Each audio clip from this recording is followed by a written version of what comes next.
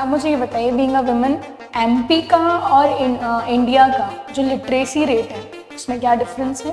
News देखती होंगी, अभी हाल ही में गाज़ा बेल्ट से चर्चाएं खूब आ रही है, तो क्या है ये गाज़ा बेल्ट, थोड़ा सा विस्तार से बताएंगे इसके बारे में? 3 लाइनों में उज्जैन के बारे में बताइए कुछ आर्थिक दृष्टिकोण से। तो रिसेंटली एमपी की कुछ साइट्स हैं जिनको टेम्परेरी साइट्स यूनेस्को की लिस्ट में डाला गया है, उसके बारे में कोई इन्फॉर्मेशन? चैट जीपीटी के बारे में आपने सुना है? जी थोड़ा सर। सा बताएंगे इसके बारे में? सशक्तिकरण, महिला सशक्तिकरण की बात तो बहुत की जा रही है। सशक्तिकरण से मतलब क्या है? भाई टेबल पे विनर्स का एक कप रखा है, इसके कोई 3 उपयोग बता पाएंगे आप?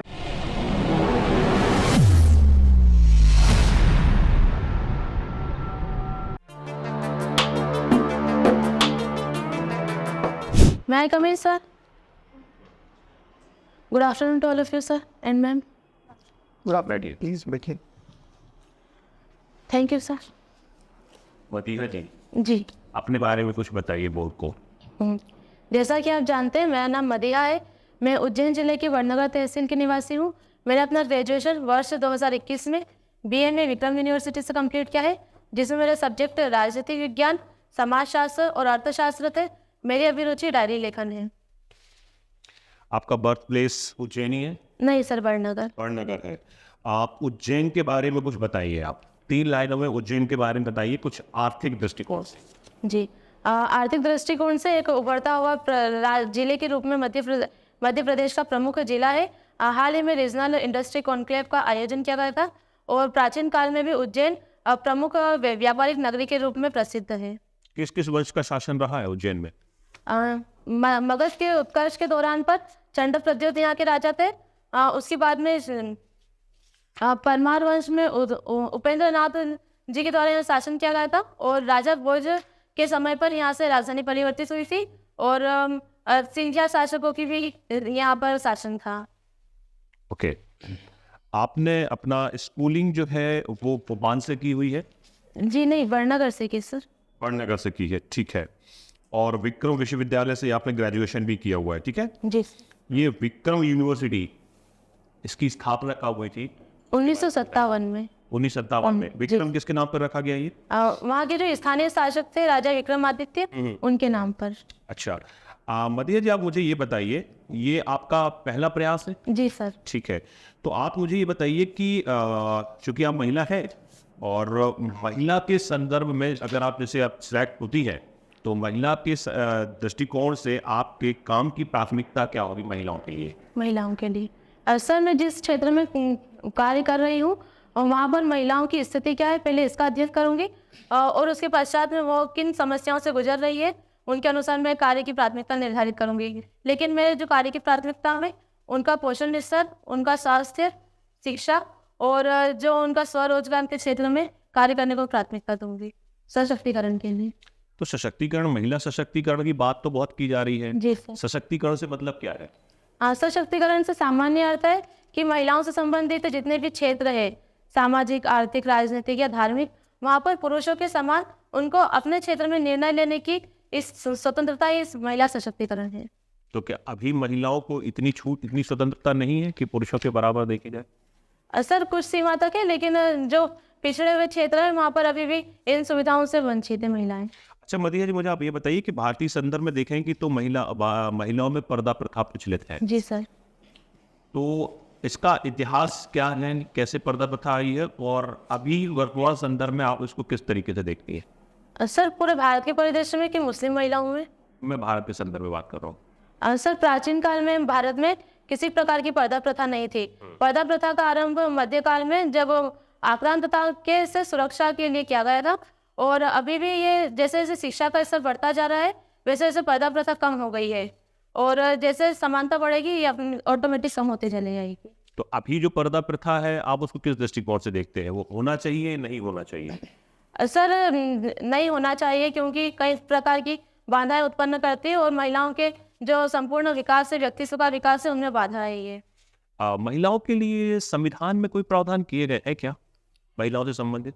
सर स्पेशल महिलाओं से संबंधित नहीं है, लेकिन जो संवेदनशील वर्ग से संबंधित है उनमें महिलाएं भी शामिल है। अभी हाल ही में केंद्र सरकार ने एक कानून बनाया है महिलाओं को लेकर, उस कानून का नाम मुझे बताइए और वो किस संदर्भ में है? नारी शक्ति वय वंदन अधिनियम 2023 केंद्र सरकार के द्वारा बनाया गया और इसके माध्यम से महिलाओं को संसद और विधानसभा स्तर पर 33% आरक्षण की व्यवस्था की गई है।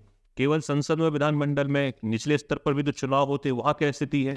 वहाँ पर 73 और 74वें संशोधन के द्वारा पहले से 33% आरक्षण की व्यवस्था है, जबकि मध्य प्रदेश में ये स्तर 50% तक है। अच्छा, मेरा आखिरी सवाल आपसे, आप इस फील्ड में क्यों आना चाहते हैं? सर, इसका जो मुख्य कारण है वो मैं जिस कम्युनिटी से बिलोंग करती हूँ वहाँ के परिदृश्य मैंने बचपन से देखे हैं, तो मैं चाहती थी कि अपनी तरफ से मैं उसमें कुछ सुधार कर सकूँ। लेकिन जैसे जैसे पढ़ाई की वैसे पता चला कि एक क्षेत्र ऐसा भी है जिसके लिए न सिर्फ उनके लिए बल्कि अन्य जो समस्त वर्ग है उनके लिए मैं कुछ अपनी तरफ से बेहतर कर सकती हूँ। और मेरी जो अभिक्षमता है, मुझे लगता है इस क्षेत्र में मैं ज़्यादा समर्पण से काम करूँगी, इसीलिए अन्य क्षेत्रों की अपेक्षा इसका चयन किया। ठीक sir, thank you sir. Madiha ji, parents को कोई 3 गुण आप कैसे बताइए जो हमें लगे कि आप इस पद के लिए सुशोभित हो जाएगी, योग्य हैं। कोई आपके ऐसे 3 गुण जो आपको दूसरों से अलग रखते हैं? जी, पहला कार्य के प्रति बहुत अधिक समर्पित हो, समर्पण है कार्य के प्रति। दूसरा सहिष्णुता है और तीसरा ईमानदारी और धैर्य का गुण और नेतृत्व। ठीक है। महिदा जी, अपने इंटरेस्ट में लिखा है डायरी लेखन आपको बहुत पसंद है। जी सर। तो ये जो डायरी लेखन है ये आप अभी आपने शुरू करा या ये बचपन से ही आप लोग लिख रहे हैं? सर, लिखने का काम तो बहुत समय पहले से कर रही थी, लेकिन एक प्रॉपर रूप से जब मैंने ये जर्नी स्टार्ट की थी पीएससी की, उस दौरान क्या 2019-20 से मैं डायरी लगातार लिख रही। क्या बदलाव देखा आपने डायरी लेखन के बाद? आपके चरित्र में, आपके स्वभाव में कोई बदलाव आया?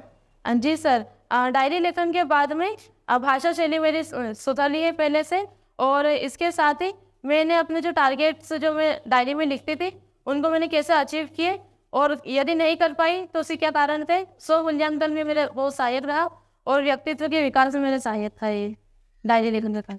अच्छा, आप न्यूज़ देखती होंगी, अभी हाल ही में गाज़ा बेल्ट से चर्चाएं खूब आ रही है, तो क्या है गाज़ा बेल्ट? थोड़ा सा विस्तार से बताएंगे इसके बारे में। गाज़ा सर फिलिस्तीन और इजराइल के मध्य एक विवादित क्षेत्र है जहाँ पर 3 समुदाय, मुस्लिम, ईसाई और यहूदी, तीनों की ये पवित्र धार्मिक स्थल है। और हाल ही में जो इजराइल के द्वारा वहाँ पर कुछ विवादित कार्य किए गए थे, जिसके कारण ये पूरे विश्व में चर्चा में आया। और एक हमास जो आतंकवादी संगठन है उनके द्वारा यहाँ पर और इजराइल के द्वारा एक दूसरे पर आक्रमण के कार्य किए जा रहे हैं। हमास को आपने आतंकवादी संगठन बताया। जी सर। ऐसी कोई घटना जो आपको लगता है कि ये आतंकवादी संगठन है, क्योंकि कुछ वर्ग का मानना है कि ये उनके ही लिए कार्य कर रहे हैं? सर, आतंकवाद का जो सामान्य अर्थ वो है कि हिंसा या भय फैलाकर अपना कार्य करना, और जो संगठन है ये निरंतर इस प्रकार की गतिविधि में शामिल रहा और कई देशों ने इसे आतंकवादी संगठन का दर्जा दे रखा था। इस लिहाज से मैंने इन्हें कहा। मेरी टेबल पे वीनस का एक कप रखा है, इसके कोई 3 उपयोग बता पाएंगी आप? जी सर, सामान्य प्रयोग तो इसका पेयजल के लिए या जो भी हम पीते हैं उसके लिए। दूसरा, एक पेपर वेट के रूप में इसका प्रयोग किया जा सकता है। और तीसरा, यदि ये खाली है तो पेन और कुछ सामान रखने के लिए। Very good. एक आखिरी प्रश्न मैं आपसे पूछता हूँ, चैट जीपीटी के बारे में आपने सुना है? जी थोड़ा सा बताएंगे इसके बारे में। सर, चैट जीपीटी एक ऐप है जिसके माध्यम से हम विभिन्न प्रकार के क्वेश्चन उनसे कर सकते हैं, और ये इसके पीछे कई एल्गोरिथम और तकनीक है जो हमें बेस्ट से बेस्ट आंसर देती है कम समय में। अच्छा, ये वर्तमान परिप्रेक्ष्य में देखा जाए तो चैट जीपीटी का आना सही है या इसके कुछ दुरुपयोग भी हो सकते हैं? सर, इसके जो सकारात्मक है वह है कि हमें कार्य करने में सरलता होगी और विभिन्न क्षेत्रों में इसका प्रयोग किया जा सकता है, जैसे डाटा प्रेजेंटेशन में, इन सब में। लेकिन इसका नकारात्मक प्रभाव मतलब एक मुझे भी याद आ रहा है कि टीचर्स की जगह ले सकता है, क्योंकि उनसे हम यदि क्वेश्चन करेंगे तो टीचर को रिप्लेस करने में ये हानिकारक है सर। ठीक है मैम, थैंक यू सर। जैसे आपने बताया कि उज्जैन में सिंधियाज का भी रोल है, राइट? सर, तो सिंधियाज ने उज्जैन के बाद जो कैपिटल शिफ्ट की वो सभी जानते हैं कि ग्वालियर थी, तो वो तो उनका जिसकी कैपिटल शिफ्ट थी दौलत राव सिंधिया जी। ओके, सो आप मुझे ये बताइए, बीइंग अ वुमेन, एमपी का और एक इंडिया का जो लिटरेसी रेट है उसमें क्या डिफरेंस है, साथ ही साथ में जो सेक्स रेशो है इंडिया और एमपी का उसमें क्या डिफरेंस है? जो भारत का लिंगानुपात है 943 है प्रति 1000 और मध्य प्रदेश का लिंगानुपात 931 है प्रति 1000 और साक्षरता महिला साक्षरता देश में है उस में 69% है लगभग और मध्य प्रदेश में 59% है। ओके। पर मैं श्योर नहीं हूँ भारत के संदर्भ में साक्षरता में। एक डिसीज आजकल काफ़ी न्यूज़ में है, सर्वाइकल कैंसर, आपको सुना है संजय में, किस कारण से न्यूज़ में है? अभी हाल ही में जो अंतरिम बजट पेश किया गया था उसमें जो हमारी वित्त मंत्री है श्रीमती निर्मला सीतारमण जी, उन्होंने सर्वाइकल कैंसर के लिए 9 से 14 वर्ष तक की जो बालिकाएं हैं उनको मुफ्त वैक्सीन प्रदान करने के लिए किया था, इसलिए चर्चा में था। तो ये जो वैक्सीन है इसका नाम आप बता सकते हैं? सर मैम ये स्वदेशी, लेकिन नाम मुझे एग्जैक्ट याद नहीं। Okay, it's okay. साथ साथ में एक सिकल सेल एनीमिया आपने सुना होगा, जनरली एनीमिया डिसीज जानते हैं जिसमें होती है, तो ये सिकल सेल एनीमिया के लिए भी इंडिया ने अपनी खुद की वैक्सीन बना ली, इसका नाम बता पाएंगे? सॉरी मैम अभी याद इट्स ओके। यूनेस्को के बारे में आपने सुना होगा, राइट? जी। तो रिसेंटली एमपी की कुछ साइट्स हैं जिनको टेम्परेरी साइट्स यूनेस्को की लिस्ट में डाला गया है, उसके बाद में कोई इन्फॉर्मेशन? मैं पढ़ा था लेकिन अभी याद नहीं आता। ओके, ऑलरेडी कौन कौन सी साइट्स हैं एमपी के यूनेस्को में? 3 है मैम, खजुराहो के मंदिर, सांची का बुद्ध स्तूप और ओबेदुल्लागंज की भीमबेटका की गुफाएं। और यूनेस्को से रिलेटेड क्रिएटिव सिटी नेटवर्क आपको एक लिस्ट मिलेगी, उसमें रिसेंटली एमपी की किस सिटी को ऐड किया गया? Sorry ma'am. Okay, it's okay. बस एक लास्ट क्वेश्चन है जी। पीएम सूरज पोर्टल अभी काफ़ी न्यूज़ में है, काफ़ी ज़्यादा न्यूज़ में है। पीएम सूरज पोर्टल किससे रिलेटेड है और कहाँ से इसकी शुरुआत की गई? मैम ये युवाओं से संबंधित कुछ था, पढ़ा था लेकिन अभी याद नहीं आ रहा एक से। शुरुआत कहाँ से हुई इसकी? Sorry ma'am. महिदा जी, मदीहा। आपका 10th एंड 12th में जो है वो ब्रिलियंट परफॉर्मेंस रहा है, जी सर। 90 प्लस, एक में 95 है, और जैसे ही हम स्नातक में आते हैं थोड़ा सा डाउन हुआ है, तो वजह कुछ थी इसकी? जी सर। सर एक मैंने सब्जेक्ट चेंज किए थे, 12th में कॉमर्स और फिर फाइनल में बीए किया, तो सब्जेक्ट पढ़ने में थोड़ी कठिनाई थी और फिर दूसरा उस समय लॉकडाउन लग गया था तो पढ़ाई उतने अच्छे तरीके से प्रॉपर नहीं हुई कॉलेज जाकर। मेरा अगला प्रश्न वही है, आपने सब्जेक्ट में चेंज करा, क्या वजह थी? सर कक्षा 12वीं में अच्छे प्रतिशत बनने के बाद ही आगे की पढ़ाई मुमकिन हुई थी, तो मैंने सोचा था कि ऐसा कुछ पढ़ाई करूं जो सभी के लिए लाभदायक हो, और इसके सब्जेक्ट और जो पीएससी के सब्जेक्ट है वो आपस में मेल खाते हैं, इसीलिए मैंने सब्जेक्ट चेंज किया। अच्छा, आपने 12th में डिसाइड कर लिया था कि आपको प्रशासनिक सेवा में जाना है, इसलिए आपने सब्जेक्ट फिर? 12th के रिजल्ट के बाद सर। ओके, ठीक है, thank you sir. Madiha ji, जी सर। मैम ने आपसे लिंगानुपात पे एक प्रश्न पूछा आपसे। मध्य प्रदेश में 55 जिले हैं आप वर्तमान में, आप देखिए कि जो सबसे ज़्यादा लिंगानुपात वाला जो क्षेत्र है वो दक्षिणी मध्य प्रदेश है। दक्षिणी मध्य प्रदेश में जनजाति बेल्ट ज़्यादा रहता है, वहाँ पे लिंगानुपात ज़्यादा है बजाय जो विकसित जिले हैं उनकी तुलना में। क्या इसकी वजह आप मानते हैं? सर जो अधिकांश जनजातीय क्षेत्र रहते हैं वहाँ पर महिलाओं की स्थिति कुछ संदर्भ में विकसित जो समाज है उनसे अच्छी रहती है, और दूसरा कि उन क्षेत्र के अंतर्गत ये सकारात्मक या नकारात्मक हो सकता है कि वहाँ पर साक्षरता और कन्या भ्रूण हत्या का इतना अच्छा कॉन्सेप्ट नहीं है, इसीलिए वहाँ पर अच्छा ये ज़्यादा है। मैं आपका आंसर समझ नहीं पाया, इतना अच्छा नहीं है, मैं समझ नहीं पाया। हाँ सॉरी सर, मैं ठीक से समझा नहीं पा रही है सर। थोड़ा आप क्लियर होके एक बार फिर से ट्राई करें। हाँ क्या शिक्षा से इसका संबंध है? सर शिक्षा से संबंध है, लेकिन जो उच्च शिक्षित समाज है वहाँ पर गर्भ निरोधक और जो कन्या भ्रूण हत्या संबंध जो तकनीक रहती है वहाँ तक उनकी पहुँच अधिक है, इसीलिए जो वो समाज है विकसित वो इनका प्रयोग करता है, लेकिन जो जनजातीय समाज है वो इनसे अभी दूर है सर। ठीक है Madiha ji thank you sir. Okay Madiha ji.